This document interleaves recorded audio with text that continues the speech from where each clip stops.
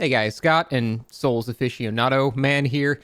And today I want to go over what the hell Elden Ring Nightreign is. To quote the late great TB, I just want to ask and answer, what the hell is this game? Because I'm pretty sure when we were all watching this trailer, the Game Awards, we were very confused at what the hell we were looking at here. But I got the press release for it, and I've done more research on it as well, and I've got a pretty good idea, so I want to very simply summarize what this game is and what it means. So first up, I need to make this very clear. This is not Elden Ring DLC. This is not Elden Ring 2. This is not even a main, like, FromSoft game. It's not a main Souls game. This is a little side project from someone in the company who just got the green light from Miyazaki. Miyazaki, the director of the Soul series, is not even directing this. The battle director of Elden Ring is making this game, and it doesn't mean it's going to be bad or anything. I just need you guys to know this is not going to be a full FromSoft Souls game experience. They're not even aiming for that. And the good news with that is it means it's not taking away from them working on the next Souls game, whatever that will be. So for people that are getting upset, like this is some cash grab, it's going to ruin everything, it might be a cash grab entirely. That's totally possible, but it will have no negative ramifications on anything. It's not like it's taking away from their main development team on like the main Souls game, so you don't have to worry about that.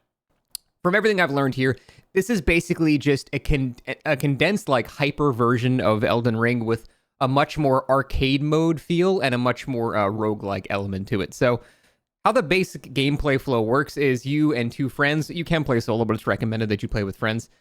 You just start off in this alternate form of Limgrave, just like Elden Ring, and the map itself is static, so it will always just be Limgrave, but the things on it will be sort of randomized. So there's a procedural generation aspect to the game, and that's sort of where the roguelike element comes in there.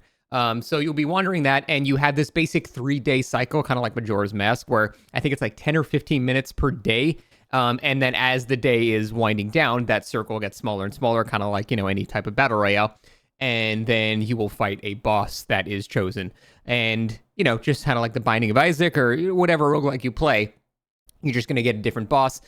For a lot of the tech demos that people were able to play, it was the same preset bosses, but they were telling us that there's going to be a lot more, variation with all this stuff. So it's basically just going to be like greatest hits of FromSoft. Like, they're not trying to reinvent the wheel here. There's definitely new enemies and stuff like that, but there's a lot of enemies we've seen before, like the fucking Nameless King in the trailer, Duke's Dear Freya from Dark Souls 2. They basically are just slapping every single FromSoft asset into this game and just saying, fuck it, see what it's like playing with a couple of friends in an arcadey mode of Elden Ring. See what happens. And that's all it's trying to be. And I think that's the important part to realize about this. It's not trying to be the next great groundbreaking Souls game. It's just a dumb little fun official mod that promises to be a very simple good time. And that's really all they're going for. So it's kind of hard to be stressed about this. Like, when I saw this at first, I was like, oh, is this the next main thing they're doing? This looks kind of off or something like that. And the truth is, it does feel kind of off because it's not really one of their main games. It's a side project. And if you look at it like that, it's not even going to be priced as a full release game. It's going to be priced as like DLC, like, well, expensive DLC, kind of like Shadow of the Erdtree. So it's going to be like, $20, $30, $40 in that range. They're not trying to reinvent the wheel here. They're basically just saying, what if we took every Souls enemy we've had and just chucked it in a roguelike game with a couple of friends and faster movement, and we removed a lot of the RPG mechanics of the game, what would happen? That's basically what this is.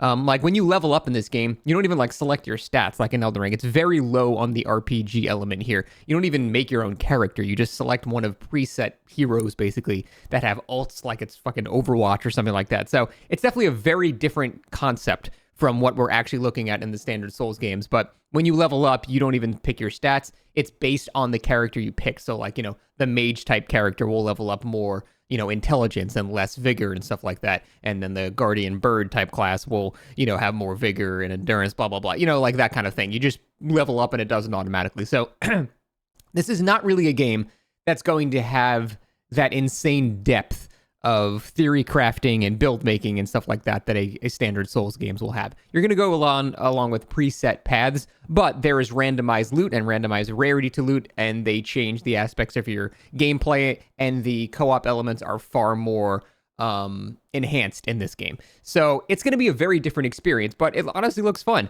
Like I said, they're not really trying to reinvent anything here. You're going to see a lot of assets you've already seen. In fact, most of the things in this game you will have played against already. It's just going to be a different way of approaching these enemies with the whole randomization factor and the whole online components and movement being a lot different. You're much faster in this game. It's almost like Sekiro sprinting and wall jumping and stuff like that. So this is basically From Software's Greatest Hits Platinum Edition. Think of it as a giant official mod to Elden Ring where you can just do essentially roguelike boss rushes and stuff like that. So it does promise to be a pretty good time. It's not going to be a 10 out of 10 crazy masterpiece or anything like that. Not going to reinvent the wheel, but it is going to be a good time to play from everything that I've seen about it so far. So I'm looking forward to it. The next FromSoft game, the next main Souls game, still being worked on, totally side thing. So don't worry about that stuff. No need to doom about this as I originally was when I saw this. Things will be fine. At the very worst, this will just be like a solid 7 or 8. Like, oh, that was cool. And then the next Souls games come out and we're great. So that's it. I wanted to simplify it for people who are curious. I'm looking forward to it. That's it. Thanks for watching.